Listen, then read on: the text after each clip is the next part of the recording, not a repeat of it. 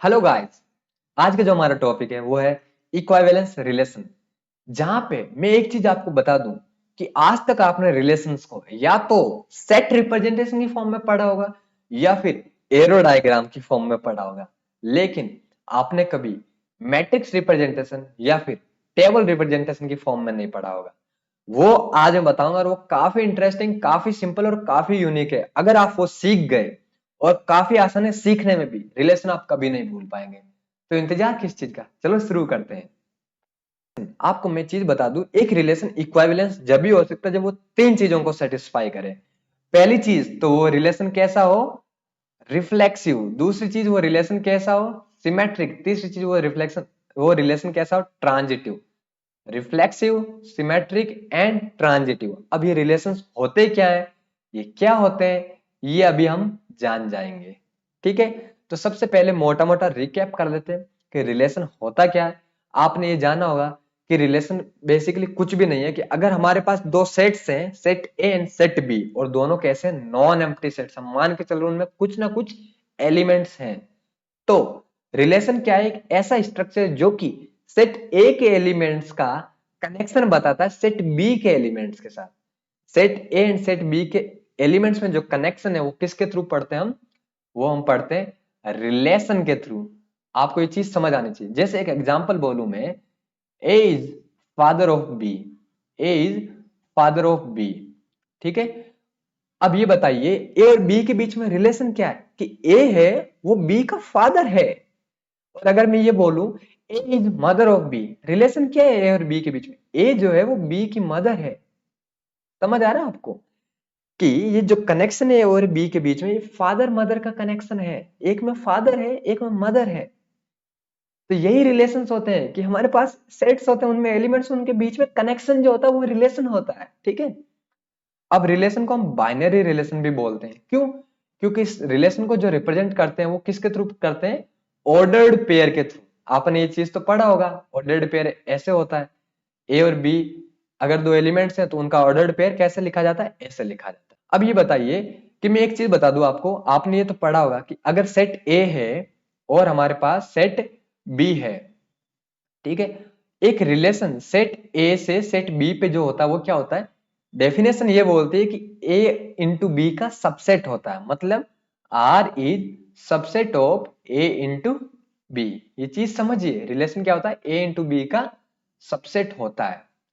अब ये सबसेट कैसे होता है ये मैं आज नहीं बताऊंगा आपको। मैं ये मान के चल रहा हूं कि आपने रिलेशन पढ़ा हुआ है। अगर नहीं पढ़ा तो मैं इस पे सेपरेट वीडियो आपको लिए बना दूंगा। ठीक है, तो अब जब आपको ये समझ आ गया कि ये बेसिकली सेट को एक रिलेशन को बाइनरी रिलेशन क्यों बोलते हैं, फिर एक चीज ये समझिए कि आप, हमारे पास एक रिलेशन डिफाइंड है ना, हमने एक रिलेशन लिखा है -1,5, 0,3, 1,5, 2,11 और 3,21। सेट ए जो है उसके जो एलिमेंट्स हैं वो क्या है हमारे पास, -1, 0, 1, 2 एंड 3। ठीक है, और सेट बी जो है उसके जो एलिमेंट्स है हमारे पास वो क्या है, 5, 3, 5, 11, 21। ठीक है, अब जो रिलेशन डिफाइन किया मैंने ए और बी पे, वो ये डिफाइन कर रखा है। मैंने क्या बोला, सेट रिप्रेजेंटेशन फॉर्म में आपने पढ़ा होगा। और ये रिलेशन में क्या होते हैं, एलिमेंट जो होते हैं वो ऑर्डर्ड पेयर की फॉर्म में होते हैं, सारे ऑर्डर्ड पेयर। अब ये देखिए आपने एरो डायग्राम से भी पढ़ा होगा इसको कि ये क्या हो गया, -1, ये सेट ए है हमारे पास, जो पहला सेट है वो सेट ए है। ठीक है, ये सेट ए है और ये सेट बी है। ठीक है, अब -1 किससे कनेक्ट हो रहा है, 5 से। 0 किससे कनेक्ट हो रहा है, 3 से। 1 किससे कनेक्ट हो रहा है, 5 से। 2 किससे, 11 से। और 3 21 से।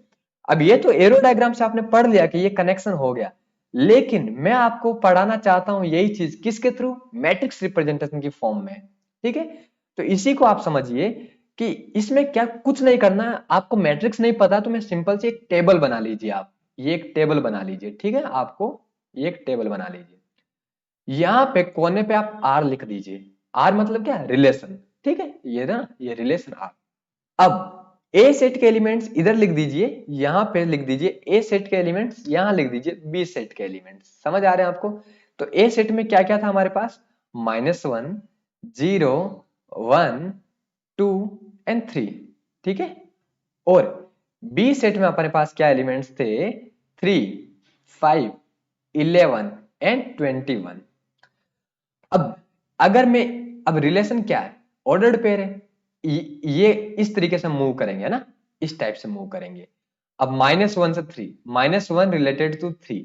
अब मेरे को ये देखना है क्या -1, 3 जो है क्या वो रिलेशन में बिलोंग कर रहा है क्या। आप देखिए कहीं इस रिलेशन में -1, 3 है क्या, ये देखिए कहीं है क्या -1, 3 नहीं है। मतलब क्या हुआ, एक चीज समझिए कि ये प्लेसेज हैं, एक प्लेस, दो प्लेस, तीन प्लेस, चार प्लेस, क्योंकि आप क्या कर रहे हैं, मल्टीप्लाई तो कर रहे हैं, एक तरीके से क्या रिलेशन ही तो बना रहे हैं, -1 से 3 के साथ, -1 का 5 के साथ, -1 का 11 के साथ, -1 का 21 के साथ, 0 का 3 के साथ, 0 का 5 के साथ, 0 का 11 के साथ, 0 का 21 के साथ, 1 का 3 के साथ, 1 का 5 के साथ, 1 का 11 के साथ, 1 का 21 के साथ, सिमिलरली सारे बन रहे हैं। अब यहाँ पे कुछ ना कुछ लिखा जाएगा, वो ऑर्डर्ड पेयर्स यहाँ लिखे जाएंगे, क्योंकि रिलेशन के जो एलिमेंट्स होते हैं वो ऑर्डर्ड पेयर्स होते हैं। रिलेशन किसका सबसेट होता है, ए इंटू बी का। ये चीज आपको समझ आ रही है। अब ये एलिमेंट्स, टोटल एलिमेंट्स कितने होंगे ए इंटू बी में, आपको पता है ए इंटू बी में कितने एलिमेंट्स होते हैं। अगर ए में हमारे पास यहाँ कितने एलिमेंट्स हैं, 5 एलिमेंट्स, और बी में कितने, 4 हैं, ठीक है। तो टोटल कितने होंगे, 20 एलिमेंट्स होंगे, और रिलेशन जो होगा उन्हीं 20 एलिमेंट्स में से बना देंगे हम सारा। अब ये देखिए कितनी प्लेसेज है, यहाँ 20 प्लेसेज है, ठीक है। अब क्या है, मैं ये बोलता हूं, एक चीज समझिए कि अगर हमारे पास आई कोमा जे, आई और जे मतलब कुछ भी, आई किससे बिलोंग करेगा, सेट ए से, और जे किससे बिलोंग करेगा, सेट बी से। अगर ये आर में बिलोंग करता है तो मैं उस पोजीशन को रिप्रेजेंट करूंगा 1 से, समझ रहे हो। अगर उसमें बिलोंग करता है तो उस पोजीशन को हम 1 से रिप्रेजेंट करेंगे। अगर वो उससे बिलोंग नहीं करता है, मतलब वो ऑर्डर्ड पेयर रिलेशन में नहीं है, तो हम उस पोजीशन को किससे रिप्रेजेंट करेंगे, 0 से। समझिए, अगर वो ऑर्डर्ड पेयर रिलेशन में नहीं है तो उसको हम किससे रिप्रेजेंट करेंगे, 0 से। अब ये देखिए पहला बना -1 से 3, -1, 3 क्या कहीं है क्या, नहीं है, तो ये क्या आएगा यहाँ पे, 0 आ गया, 0 नहीं है। -1, 5 है क्या, -1, 5 हाँ है, तो इसको क्या लिख देंगे, 1 से, ठीक है। 0, 11 है क्या, सॉरी -1, 11 है क्या इसमें, नहीं है, 0 से। क्या -1, 21 इसमें है क्या, नहीं, किससे करेंगे, 0 से। क्या 0, 3 इसमें है क्या, हाँ है, 1 से। क्या 0, 5 इसमें है क्या ऊपर रिलेशन में कहीं भी, नहीं है, तो 0 से। क्या 0, 11 इसमें कहीं है क्या, नहीं है, 0 से। क्या 0, 21 है क्या, नहीं है, 0 से। क्या 1, 3 है क्या, नहीं है, 0 से। क्या 1, 5 है क्या, हाँ है, तो किससे रिप्रेजेंट करेंगे, 1 से। अभी तो बताया, अगर बिलोंग कर रहा तो 1 से रिप्रेजेंट करो, नहीं कर रहा तो 0 से कर दो। 1, 11 है क्या, नहीं है। क्या 1, 21 है क्या, नहीं है। क्या 2, 3 है क्या, नहीं है। क्या 2, 5 है क्या, कहीं भी नहीं है। क्या 2, 11 है क्या, हाँ है, 1 से। क्या 2, 21 है क्या, नहीं है। क्या 3, 3 है क्या, नहीं है। क्या 3, 5 है क्या, नहीं है। क्या 3, 11 है क्या, नहीं है। क्या 3, 21 है क्या, हाँ है। अब ये देखिए जहां जहां 1 है इसका मतलब वहां वहां ऑर्डर्ड पेयर्स है, तो कहां 1 है, 1, 2, 3, 4, 5, मतलब 5 जगहों पे 1 है। मतलब इस जो रिलेशन हम डिफाइन करें उसमें 5 ऑर्डर्ड पेयर आएंगे। कितने आ रहे हैं आप देख लीजिए, 1, 2, 3, 4, 5। कितना सिंपल है। अगर मान लो एग्जाम में दे दिया मैट्रिक्स रिप्रेजेंटेशन ऐसे करके दे दिया, बोल दिया कि फाइंड करो कि इस रिलेशन के ऑर्डर्ड पेयर्स क्या है ना, तो आप फाइंड कर सकते हैं जहां जहां 1 है। मतलब 1 कहां था, -1, 5 पे, तो आपको पता लग जाएगा कि भाई -1, 5 तो जो ऑर्डर्ड पेयर है उस रिलेशन में होगा ही होगा। आप समझ रहे हैं ये चीज, ये मैट्रिक्स रिप्रेजेंटेशन है। इसका हेल्प कहां पे मिलेगा आपको, जब आपको ये फाइंड करने के लिए आ गया, find the number of reflexive relations, find the number of symmetric relations, समझ रहे हैं ना, उसमें आपको ये हेल्प करेगा। तो ये था एक मोटा मोटा मैट्रिक्स रिप्रेजेंटेशन का। अभी आप और समझ जाएंगे।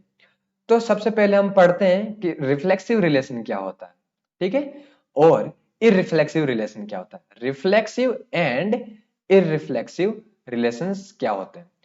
रिफ्लेक्सिव रिलेशन क्या होता है, अब ये समझ लीजिए कि हम जो रिलेशंस डिफाइन कर रहे हैं वो कहां से कहां कर रहे हैं, सेट ए से सेट ए पे ही कर रहे हैं, है ना। मतलब क्या होगा, आर जो होगा सबसेट ऑफ ए इंटू ए ही होगा। हम ए की सेट ले रहे हैं, ठीक है, सिंप्लिसिटी के लिए। ए इंटू बी में लेते हैं बेसिकली, बी तो कुछ भी हो सकता है, मैंने उसी को ए से टी बोल दिया, तो ए इंटू ए पे ले रहे हैं काफी सिंप्लिसिटी के लिए।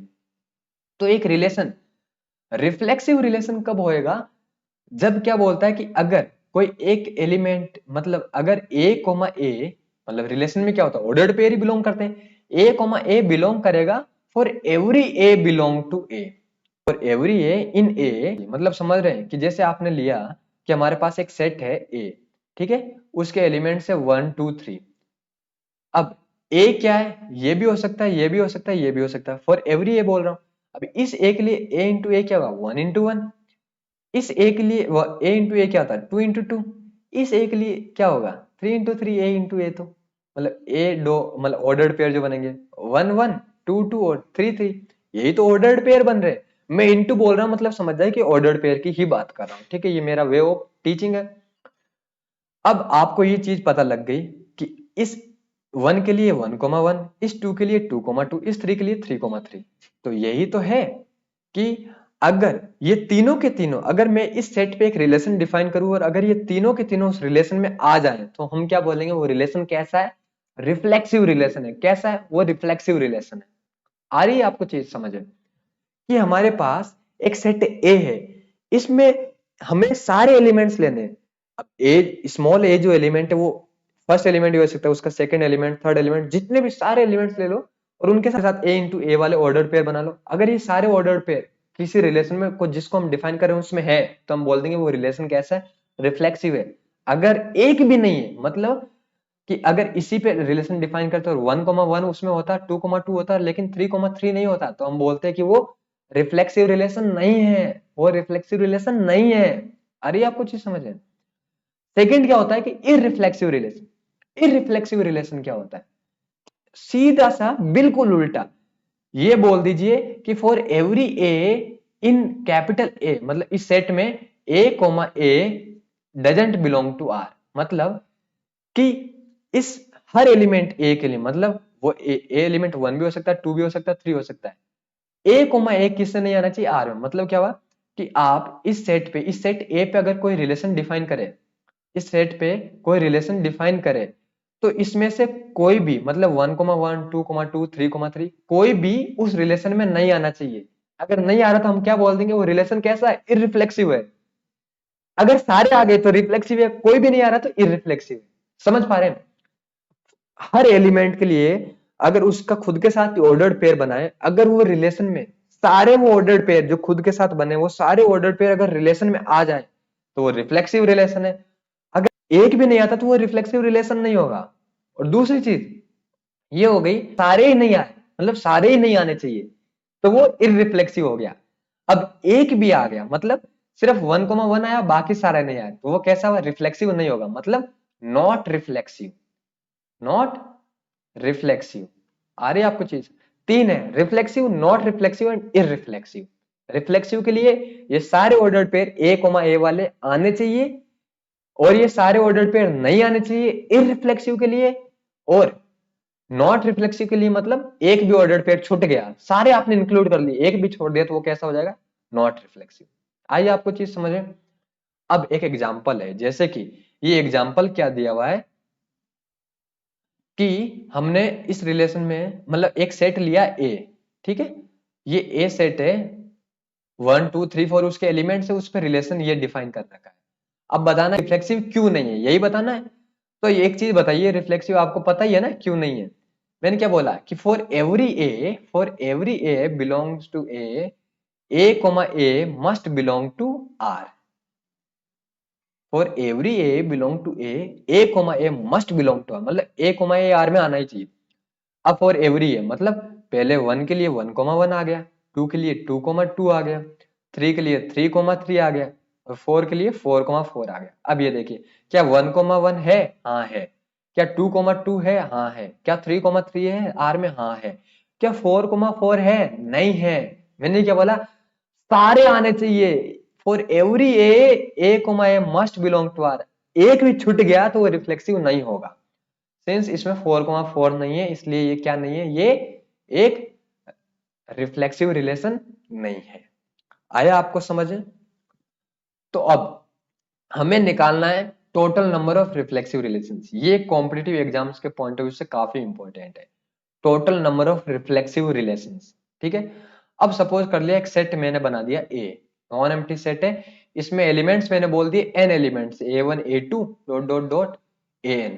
कितने एलिमेंट्स हैं, इसकी जो कार्डिनलिटी है वो कितनी है, n है, मतलब सेट ए में n एलिमेंट्स है। अब इस पे हमें टोटल नंबर ऑफ, इस सेट पे total number of reflexive relations निकालना, मतलब आपको पता है ना कि रिलेशन जो होता है वो subset of A into A होता है।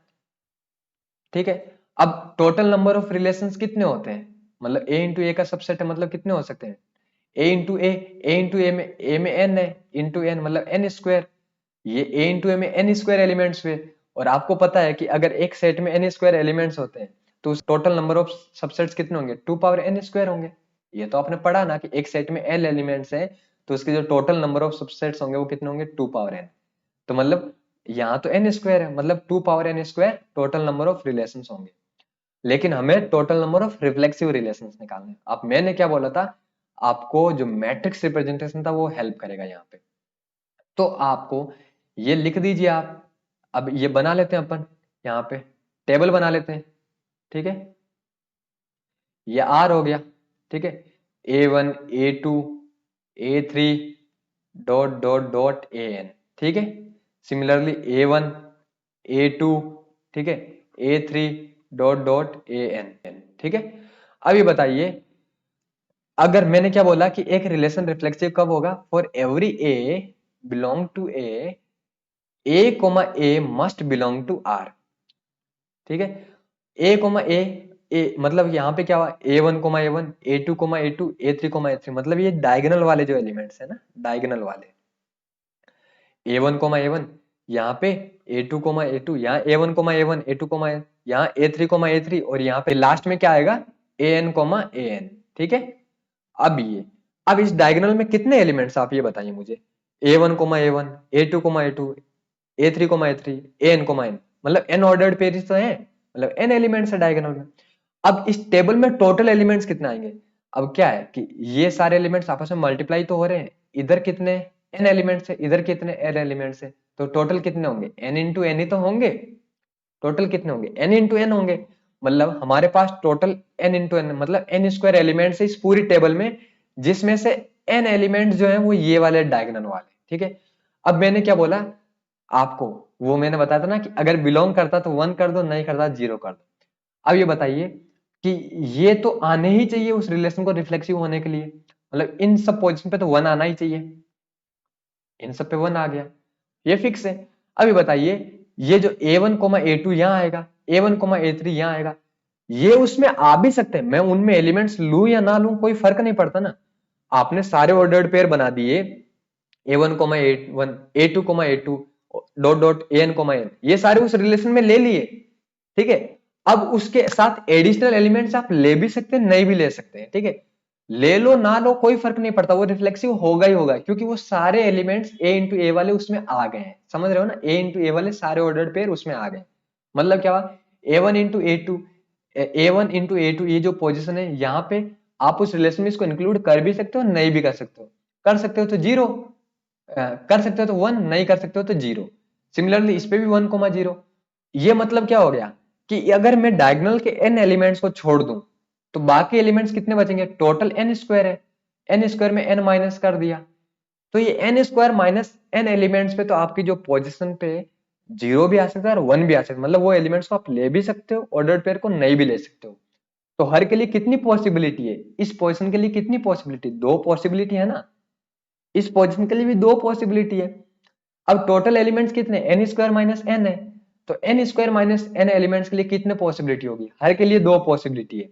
तो फर्स्ट एलिमेंट के लिए 2, सेकंड एलिमेंट के लिए 2, 2 इंटू 2 ऐसे चलता जाएगा। तो सब, तो एन स्क्वायर माइनस एन के लिए कितनी होगी, ये कितनी हो जाएगी, आपको समझ आ रहा है पूरा अच्छे से, कितना हो गया, ये हो गया 2 power n square minus n, 2 power n square minus n, समझ आ रहा है, ये हो गई। और ये जो n एलिमेंट्स थे इनसे तो हमें मतलब ही नहीं है, क्योंकि इनके लिए तो फिक्स हो गई ना, इनके तो लिए वन वे ही है। आ गया आपको समझ में, कोई डाउट यहाँ, तो total number of reflexive relations कितने हो जाएंगे, 2 power n square minus n, 2 power n square minus n, ये total number of reflexive relations हो जाएंगे, ठीक है। अब अगर आपको निकालना total number of irreflexive relations, तो ये भी आपको समझ आना चाहिए। वही सेट लिया A, जिसके एलिमेंट्स क्या है, A1 comma A2 dot dot dot comma AN, ठीक है। अब वही मैंने क्या बोला, टेबल बना दो, टेबल बना दो, ठीक है। अब टेबल बना दो। अब ये R हो गया, ठीक है, यहां से A1 आ गया, A2 आ गया, डॉट डॉट डॉट AN आ गया, ठीक है। सिमिलरली इधर A1 लिख दो, A2 लिख दो, डॉट डॉट डॉट यहाँ पे AN आ गया, ठीक है। अब ये देखिए, इररिफ्लेक्सिव में क्या बोला था मैंने कि अगर फॉर एवरी ए इस सेट ए में A comma A does not belong to R, मतलब ये जो डायगोनल वाले हैं, मतलब ये डायगोनल वाले ही तो होंगे ए इंटू ए, मतलब ए वन कोमा ए वन यही तो हुआ, ये ए टू कोमा ए टू हुआ, ठीक है, ये सारे ये A n comma A N हुआ, ठीक है, ये सारे एलिमेंट्स आने नहीं चाहिए, मतलब इनकी पोजीशन फिर फिक्स कर दिया ना कि यहाँ पे जीरो आना चाहिए, यहाँ पे जीरो आना चाहिए। मैंने क्या बोला, अगर ये ऑर्डर्ड पेयर रिलेशन में आता है तो वन, नहीं आता तो जीरो, मतलब यहाँ तो जीरो पोजीशन फिक्स कर दी, सबकी पोजीशन फिक्स है, यहाँ तो जीरो। इन एलिमेंट्स के लिए तो वन ही है, वन इंटू वन, ये मल्टीप्लीकेशन प्रिंसिपल लगा रहे हैं ना कि इस पोजीशन पे इसका होना इसके होने को कोई इफेक्ट नहीं कर रहा है, ये इंडिपेंडेंट है, यहाँ इसको रखो मत रखो, यहाँ रखो मत रखो, कोई फर्क नहीं पड़ता, ये आपस में इस पे कोई संबंध नहीं है, ठीक है। अब यहाँ भी वन वे, यहाँ भी वन वे, सबकी जगह वन वे है, क्योंकि यहाँ जीरो आएगा, मतलब ये नहीं आएंगे, तो एक ही पॉसिबिलिटी है, तो वन इंटू तो ये इनके लिए पॉसिबिलिटी वन ही आ गई, ठीक है। अब ये जो बाकी एलिमेंट्स हैं ये आ सकते हैं, ये समझ रहे हो ना, ये जो बाकी एलिमेंट्स है ये आ भी सकते हैं और नहीं भी आ सकते हैं, मतलब क्या हुआ, इसको मैं चूज कर भी सकता हूं और नहीं भी कर सकता, मतलब इन पे वन जीरो। हमें तो क्या रिफ्लेक्सिव रिलेशन और इररिफ्लेक्सिव रिलेशन में जो डायगोनल एलिमेंट्स उनसे मतलब है, बाकी ऑफ डायगोनल वालों से हमें मतलब नहीं, वो आए ना आए कोई फर्क नहीं पड़ता। समझिए आप एग्जांपल को, अगर मैं ए बोलू 1,2, ठीक है, एक रिलेशन में डिफाइन करूं, ठीक है, 1,2 1,1, ठीक है, क्या इररिफ्लेक्सिव है? नहीं है, क्योंकि इसमें 1,1 आ गया। अब अगर मैं आर सिर्फ 1,2 करूं तो क्या इररिफ्लेक्सिव है? हाँ है, 1,1 भी नहीं आ रहा, 2,2 भी नहीं आ रहा। अब एक चीज बताइए, अगर इसमें मैं 5 बना दूं, मतलब मैं कुछ भी ना लूं, आर मतलब एक एम्प्टी रिलेशन, तो वो भी तो इररिफ्लेक्सिव है कि नहीं है? क्योंकि इसमें कुछ एलिमेंट ही नहीं है, सारे जीरो वाले हैं, मतलब कुछ भी एलिमेंट नहीं है, मतलब सबकी पोजीशन पे जीरो आ रहा है, समझ रहे हो ना, तो कोई फर्क नहीं पड़ता, बाकी एलिमेंट्स को लो ना लो कोई फर्क नहीं पड़ता, लेकिन ये जो डायगोनल वाले हैं ये नहीं आने चाहिए रिफ्लेक्सिव में, समझ रहे हो? और रिफ्लेक्सिव में ये सारे आने चाहिए, बाकी आप लो ना लो। तो सिमिलरली अब जब टोटल आपके पास एन स्क्वायर एलिमेंट्स है इस पूरी टेबल में, एन इंटू एन, और जो डायगोनल वाले हैं वो एन है, इनके लिए तो फिक्स पोजीशन है, बाकी इन एन को माइनस कर दो तो आपके पास जो टेबल में ऑफ डायगोनल बचे ये वाले सारे, इस डायगोनल के अलावा वो एन स्क्वायर माइनस एन बचे, और हर के लिए पॉसिबिलिटी दो है, जीरो या वन, आ भी सकता नहीं भी आ सकता रिलेशन में, तो टोटल कितना हो गया, 2 power n square minus n, समझिए कितना हो गया, 2 power n square minus n, ये हो गए total number of irreflexive relations. ये मेरा जो मैट्रिक्स रिप्रेजेंटेशन या टेबल रिप्रेजेंटेशन पढ़ाने का यही मकसद था कि आपको समझ आ पाए कि total number of reflexive relations और इररिफ्लेक्सिव रिलेशंस हम जो बताते हैं 2 power n square minus n, ये आता कहां से एक्चुअली, ये चीज आपको समझ आनी चाहिए, ठीक है। आपने ये पढ़ लिया रिफ्लेक्सिव रिलेशन क्या होता है, इररिफ्लेक्सिव रिलेशन क्या होता है, total number of reflexive relations क्या होते हैं, total number of irreflexive relations क्या होते हैं। उससे पहले आपने ये पढ़ लिया कि रिलेशन को एक्चुअली रिलेशन क्या है, कनेक्शन है वो कैसा कनेक्शन है, ये सब आपने पढ़ा। और उससे पहले मैंने एक चीज आपको ये भी बताई कि मैट्रिक्स रिप्रेजेंटेशन का फॉर्म क्या होता है, कि उसकी पोजीशन को जीरो कर दो अगर वो ऑर्डर पे रिलेशन में नहीं आ रहा, वन कर दो अगर वो ऑर्डर पे उस रिलेशन में आ रहा है, ठीक है। तो अब हमारे पास बचा है सिमेट्रिक एंड ट्रांजिटिव रिलेशंस, वो हम आगे की क्लास में लेक्चर में पढ़ेंगे, ठीक है। Till then bye bye, thank you.